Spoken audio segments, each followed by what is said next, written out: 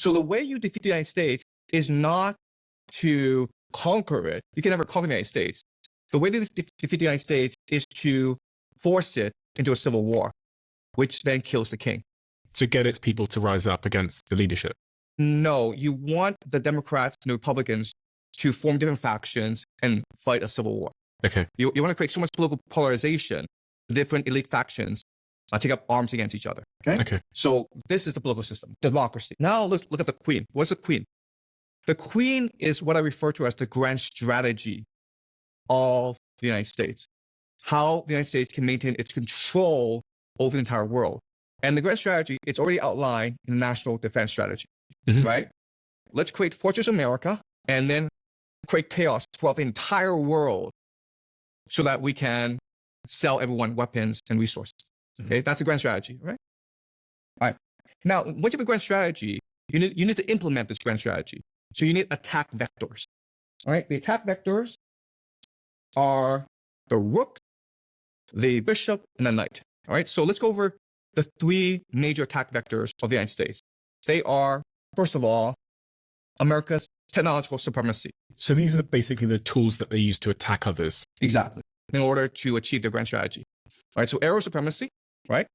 Which is the planes and the stuff like that. Then you have the US dollar, right? Because the US dollar allows you to finance everything, and everyone wants the US dollar, okay? So that is the second attack vector. The third attack vector is propaganda. Meaning the United States controls the world's most powerful media, including New York Times, CNN. And as such, they can control the narrative of the world. Okay, so these are the three major attack vectors. Now they use the pawns. Now pawns are weapons that they can sacrifice in order to achieve the grand strategy. And in the case of the United States, the pawn are the allies. Meaning, I hate to say this, but the UK, Europe, South Korea, and Japan, okay? And also the entire Western Hemisphere. This is the Americans, okay? The people who are most opposed to this grand strategy of Americans are the Russians. So let's go over the Russian system.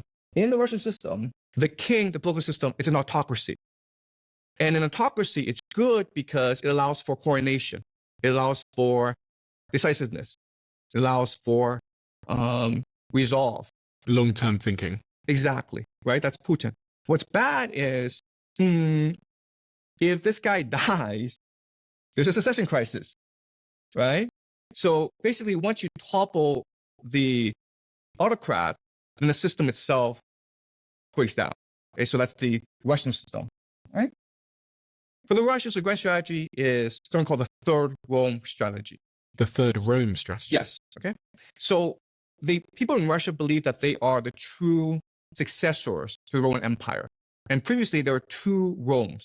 It was the first Rome, and it moved to Constantinople, and Moscow is destined to be the third Rome.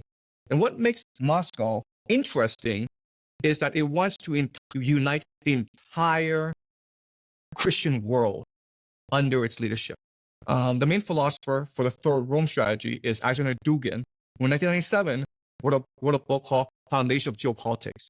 And what he said was this. What he said that if Russia is to defeat the Americans, it needs to build alliances throughout Eurasia in order to negate American sea power and air supremacy. So what are the attack vectors for Russia? The first attack vector, the size of the country makes it almost invincible. So think about World War II, Operation Barbarossa. The Germans went into Russia with 6-7 million men, and it didn't get very far. So the terrain is very important. The geography is very important. Then you have the Orthodox religion, which is meant to galvanize believers into supporting Russia. The third attack vector is artillery. So Russia has the best land army in the world.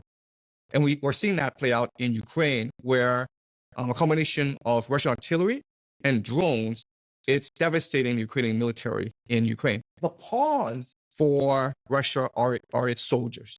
So Russia is able to sustain many, many casualties in its military. If you actually go and interview Russian soldiers, they are probably the bravest soldiers in the world. They are literally not afraid to die for what they believe in. Okay, so this is the Russian Third Rome strategy.